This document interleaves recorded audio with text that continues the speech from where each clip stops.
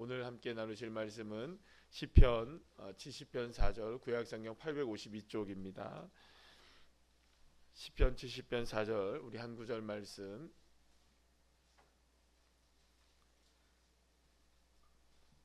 우리 다 같이 함께 합독하시겠습니다. 주를 찾는 모든 자들이 주로 말미암아 기뻐하고 즐거워하게 하시며 주의 구원을 사랑하는 자들이 항상 말하기를 하나님은 위대하시다 하게 하소서. 아멘. 할렐루야. 옆에 있는 분들 인사 나누겠습니다. 반갑습니다.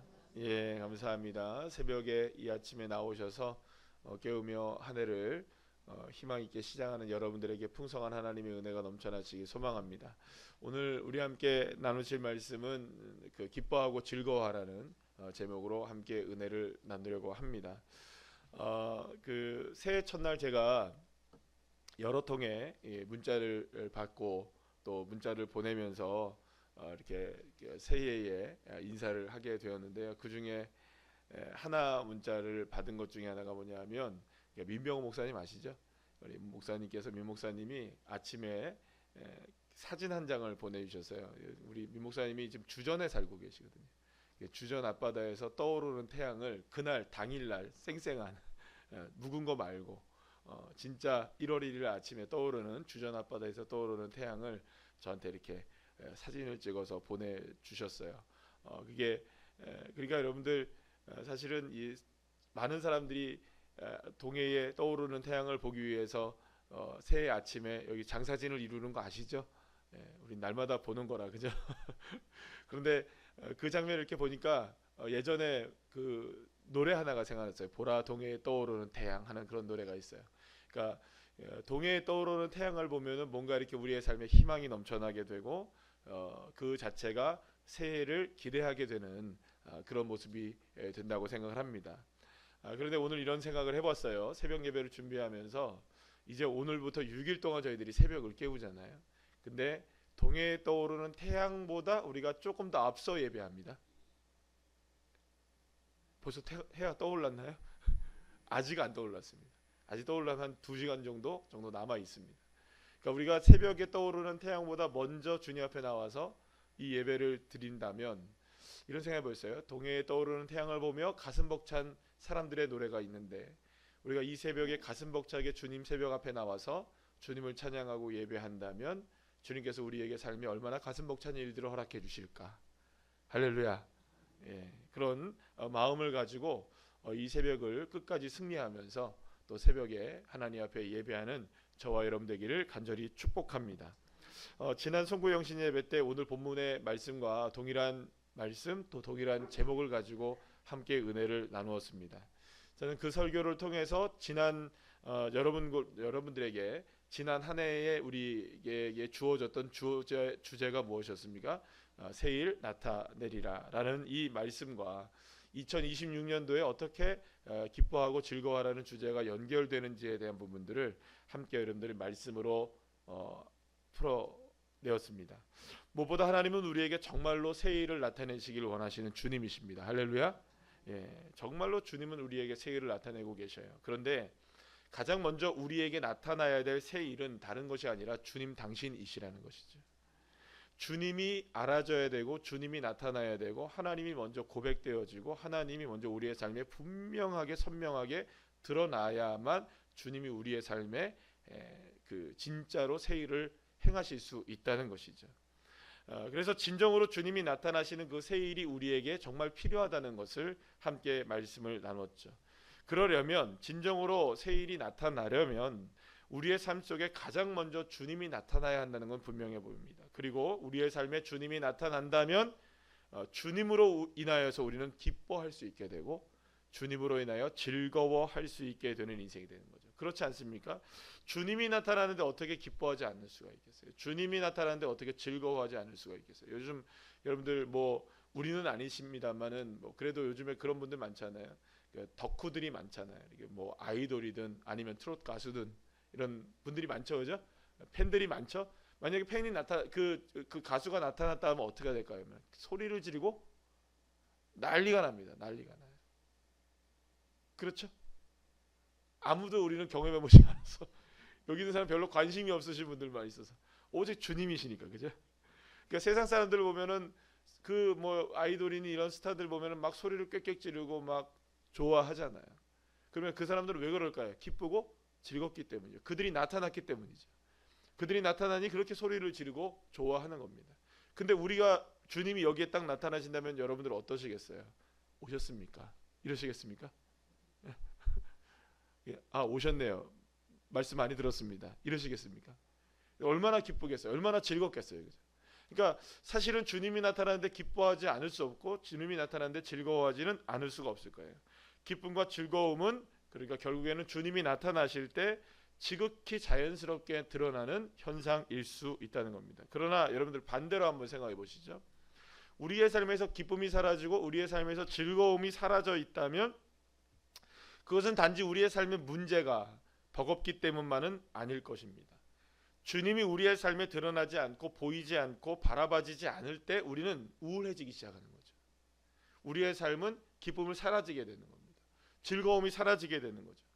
만약 여러분들의 삶 가운데 지금 내 사는 재미가 없어라고 얘기하시는 분들 계실지 몰라요. 내가 지금 너무 어려워, 난 너무 우울해라고 생각하시는 분들 계실지 모르겠어요. 그러나 그것을 우리의 삶에서 다시 한번 돌아봐야 됩니다. 삶의 무게가 짓눌려졌기 때문에 우리가 두려운 것일 수도 있고 무서운 것일 수도 있고 즐거움이 사라진 것일 수도 있겠지만 그 이면에는 누가 드러나지 않은 것일까요? 주님이 드러나지 않는 것이죠. 주님이 정말 우리의 삶에 나타나지 않는 것이죠. 그러면 우리의 삶엔 기쁨이 사라지게 되는 겁니다. 그러니까 사랑하는 여러분, 저와 여러분의 삶을 정확하게 보실 수 있으셔야 됩니다. 내가 무엇 때문에 지금 기쁨이 사라졌는지, 내가 무엇 때문에 지금 우울해하는지. 어떤 분들은 그렇게 생각하실 수 있습니다. 아, 나 주님 믿는데요. 예, 믿습니다. 그러나 정말로 드러나는 것은 다른 문제입니다. 주님을 믿는 것과 주님이 정말로 드러나는 것과는 다른 거죠. 여러분들, 제가 만약에 목사로서 살아가는데 얼굴에 인상 찌푸리고 살아간다고 생각해 보세요. 그럼 여러분들 뭐라고 생각하시겠어요? 우리 목사님 요즘에 기도를 안 하시나 봐. 그러실까요? 안 그러실까요? 여러분들 워낙 믿음이 좋으셔서. 그러니까 제가 막 인상 쓰고 다니고 말 시키지 마세요 막 이러고 여러분들 뭐라고 하는데 알아서 하세요 좀 이러고 만약 제가 그런다고 생각해 보세요. 그럼 여러분들 우리 목사님 요즘 은혜가 떨어졌어 그러실까요? 아니면 우리 목사님 요즘 피곤해 그러시겠어요? 피곤해서 그런 건 알겠는데 그래도 은혜는 있어야죠, 그죠? 주님을 만나는 목사님이 저렇게 인상 쓰고 있으면 되겠어요, 안 되겠어요? 이제부터 인상 쓰면 살게요, 제가. 그러면 여러분들 그렇게 생각하실 거 아니에요. 그러니까 우리의 삶에서 기쁨이 사라졌다고 생각했을 때는 아마도 그런 마음으로 저를 바라보실 수 있을 거예요. 마찬가지 아닐까요? 저만 그런가요? 우리의 삶에서 기쁨이 사라지고 즐거움이 사라졌다는 것은 이면 속에 주님과의 관계가 어려워지고 있다는 것을 반증하는 것일 수 있다는 것이죠. 사랑하는 여러분, 그러나 그러한 상황에서도 우리가 기뻐하고 즐거워할 수 있는 이유를 하나 찾으셔야 됩니다. 주님이 나와 함께 하시고 계시고 나의 구원자 되시기 때문입니다. 그래서 우리는 기뻐하고 즐거워하는 것은 단순히 감정의 문제가 아니에요. 여러분들, 이거 기뻐하고 즐거워하는 건 여러분들의 감정의 문제 아닙니다. 따라합시다. 감정의 문제가 아니다. 많은 사람들이 기뻐하는 감정을 얘기하고 즐거워하는 감정을 얘기해요. 근데 이게 기뻐하고 즐거워하는 것은 단순하게 감정의 표현이 아닌 거예요. 왜냐하면 여러분, 예수님께서 산상수훈의 말씀을 통해서 아주 우리에게 정확한 말씀을 하나 해주십니다. 마태복음 7장 11절 12절 말씀인데 우리 다 같이 한번 읽어볼까요? 시작. 나로 말미암아 너희를 욕하고 박해하고 거짓으로 너희를 거슬러 모든 악한 말을 할 때에는 너희에게 복이 있나니 기뻐하고 즐거워하라. 하늘에서 너희의 상이 큼이라. 너희 전에 있던 선지자들도 이같이 박해하였느니라. 아멘. 예수님은 성도들의 삶이 참으로 고단하다는 것을 알고 계십니다. 때로는 욕먹기도 하는 걸 알고 계세요. 때로는 박해를 받기도 한다는 걸 알고 계세요. 때로는 힘겹다는 것도 주님은 아셔요. 우리 주님이 모르시는 게 아니에요. 주님이 분명히 얘기합니다. 선지자들이 박해받았다는 건 내가 다 알고 있다. 믿음 생활할 때 어렵다는 거 다 알고 있다. 예수 믿는 거 어렵다는 거 다 알고 있다. 여러분, 이 새벽에 나오는 게 쉬우셨습니까? 어려우셨죠? 어려우셨어요. 제가 어젯밤에 사실은 저녁에 나와서 좀 이런 것 여러 가지 것들을 준비하고 가려고 했었어요. 근데 어제 제가 집에 가자마자 뻗어버렸어요.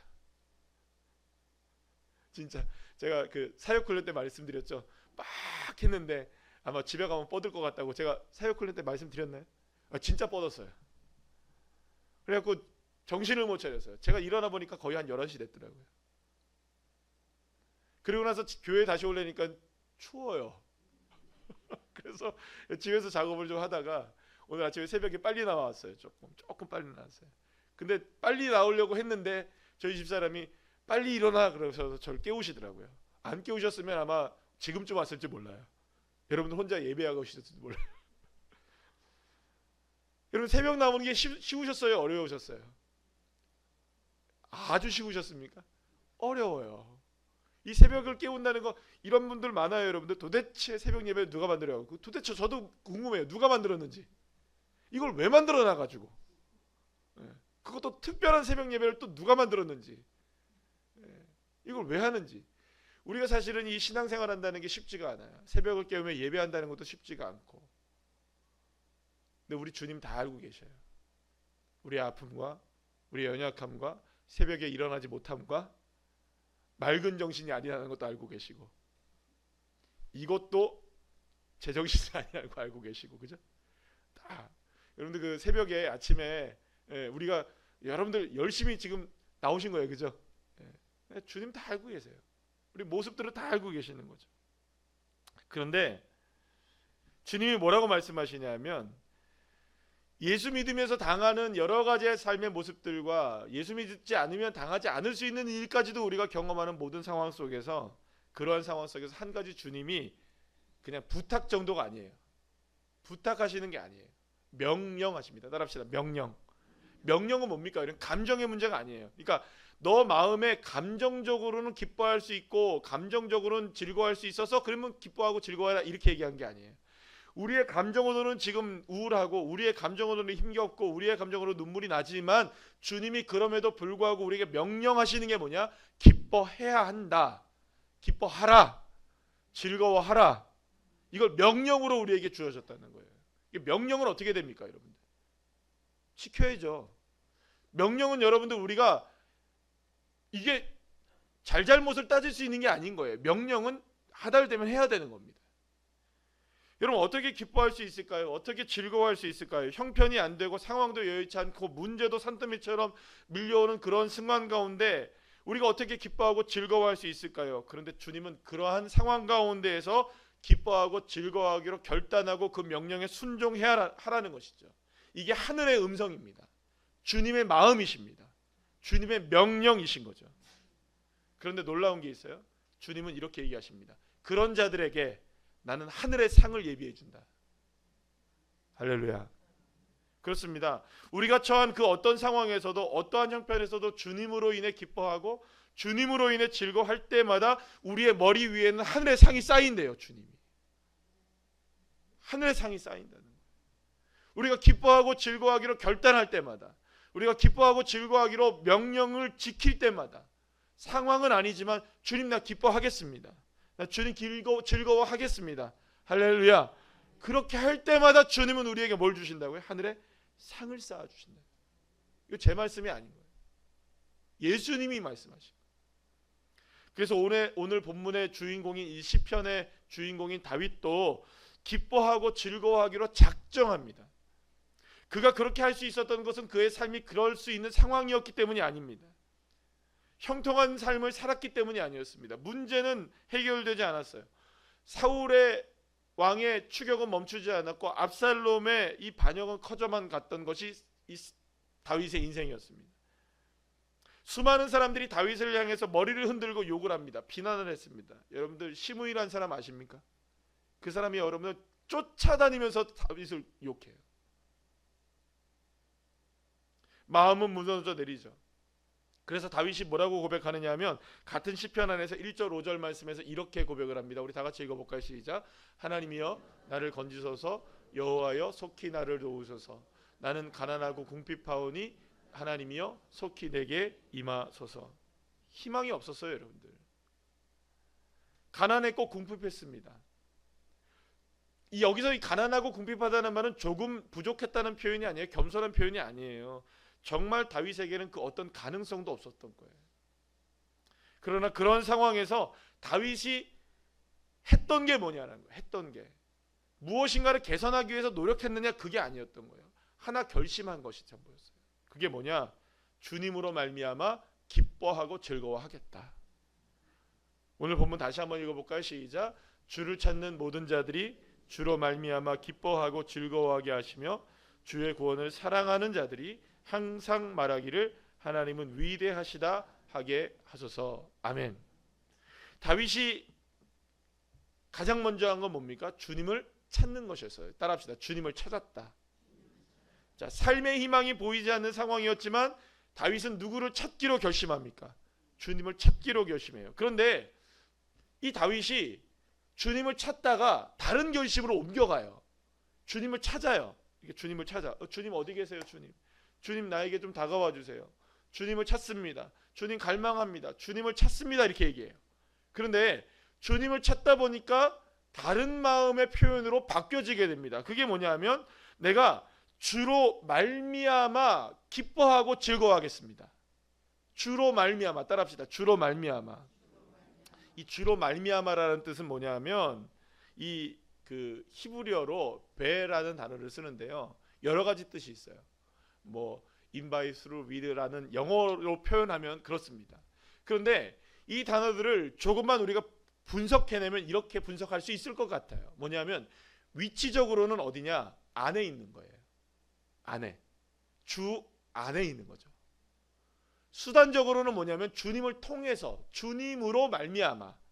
그러니까 내가 내 삶을 누구에게 맡긴다는 걸까요? 주님의 도구로 맡겨버린다는 거죠.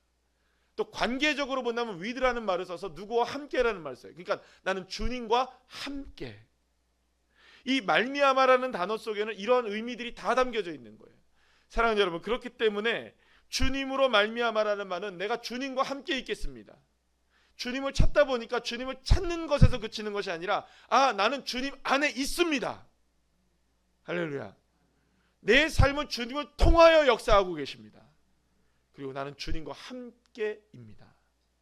이 믿음을 고백해냈던 거죠. 주님을 찾던 다윗이 주님으로 말미암기를 소망하게 됩니다.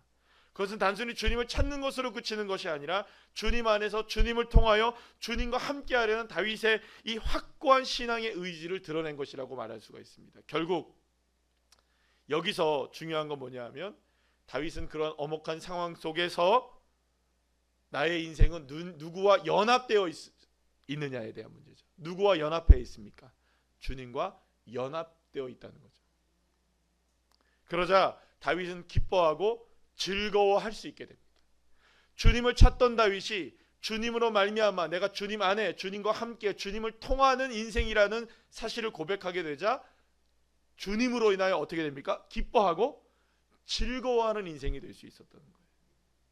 삶은 가난했고 궁핍했고 수많은 원수들이 자신을 애워싸고 조롱을 당하는 그런 힘겨운 상황이었지만 그 순간 자신이 주님 안에 있고 주님과 함께함을 믿고 있을 때에 그것을 믿음으로 고백하게 되자 여러분 얼굴에는 웃음이 다시 돌아오기 시작하는 거예요.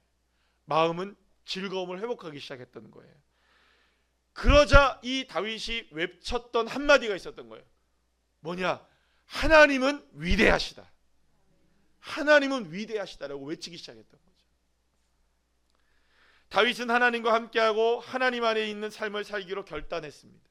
비록 오늘의 삶이 너무나 버겁고 힘겹고 어렵다 할지라도 주님과 함께하기로 결단하고 주님 안에 있기로 결단했을 때 기쁨과 즐거움을 회복할 수 있게 된 것입니다. 그런데 사랑하는 여러분, 주님과 함께하기로 결단했을 때 단지 기뻐하고 즐거워하는 것만이 전부는 아니에요. 하나님은 하나님과 함께하는 사람들에게 무엇을 허락하시느냐? 창세기 39장 2절 말씀을 통해서 이런 말씀을 하십니다. 다 같이 읽어볼까요? 시작. 여호와께서 요셉과 함께 하심으로 그가 형통한 자가 되어. 할렐루야. 사랑하는 여러분, 요셉의 인생을 잘 아십니까? 요셉의 상황도 다윗의 형편과 다르지가 않았습니다. 형제들에게 버림을 받고 노예로 팔려가고 종살이를 하다가 억울한 누명을 쓰고 감옥에 갇히기도 했죠. 그러나 요셉은 하나님과 함께하는 삶을 놓치지 않았습니다. 그는 어떠한 상황 가운데 있다 할지라도 하나님이 함께하심을 포기하지 않았던 것이죠. 그러자 하나님은 그와 함께 하셨고, 그리고 그를 어떻게 만드십니까? 그의 인생을 형통하게 하십니다. 노예로서 형통하게 하시고요, 또 죄수로서도 형통하게 만들어요. 여러분 생각해 보세요. 노예가 형통해봐야 얼마나 형통하겠어요? 죄수가 형통해봐야 죄수죠. 근데 여러분 놀랍게도 노예로서의 삶에서도 주님은 형통한 길을 열고 계셨고요, 감옥에서 죄수로서의 삶에서도 형통함을 열고 계셨던 거예요. 그러니까 결국에는 어떤 삶을 살아가게 됩니까? 애굽의 총리가 되어서 이스라엘을 구원하게 하시는 하나님의 도구, 하나님의 수단으로 사용되어지는, 할렐루야, 그런 인생이 되어지게 되는 거죠. 사랑하는 여러분, 새해를 시작하는 우리들 모두에게는 이 형통함이 필요합니다. 형통함을 갈망합니다. 그러나 형통은 그냥 주어지는 축복이 아니에요. 하나님 안에서 하나님과 함께하는 기쁨과 즐거움을 회복할 때 주님이 주시는 선물이 무엇이냐? 형통함인 거죠. 새해를 맞이한 우리 모든 성도님들, 이 새벽을 깨우며 이 아침에 나온 여러분들 모두의 삶 가운데 진정한 하나님의 형통의 축복이 임하시기를 간절히 축원합니다. 그러려면 우리는 주님을 찾아야 됩니다. 그러려면 주님 안에 있으셔야 됩니다. 그러려면 주님과 함께 하셔야 됩니다. 그때 우리의 삶의 기쁨이 회복되어지고 즐거움이 회복되어져야, 주님은 위대하시다고 외칠 때 주님은 비로소 우리의 삶에 무엇을 허락하십니까? 형통을 허락해 주시는 것이죠. 사랑하는 여러분, 그래서 오늘 이 새벽에 우리가 일어나 새벽을 깨우며 예배하는 것 아니겠습니까? 이것을 외칠 수 있는 자들이 되어야 되는 것이죠. 올 한 해 사랑하는 여러분, 저와 여러분은 어떤 상황 속에서 이걸 외치셔야 됩니다. 나 주님과 함께 하길 원합니다. 난 주님과 동행하길 원합니다. 나 주님 안에 있기를 원합니다. 주님으로 인하여 기뻐하겠습니다. 주님으로 인하여 즐거워하겠습니다. 여러분, 그래서 우리의 삶은 늘 언제나 이 연습하셔야 돼요. 어떤 연습을 하셔야 되느냐? 웃는 연습하셔야 돼요. 그냥 옛날에 이미 작고 하셨지만 황수관 박사님이 얘기하셨던 거잖아요. 계속 웃으라고. 근데 진짜 웃으셔야 돼요, 여러분들. 미소를 버리시면 안 됩니다. 예수 믿는 사람들에게 미소가 날마다 띄어져야 합니다. 한번 이 새벽에 아직까지 근육이 굳어 있지만 한 미소를 한번 띄워보시죠. 아름답습니다. 우리는 예수 믿는 사람들인 거예요. 우리는 다른 사람들인 겁니다.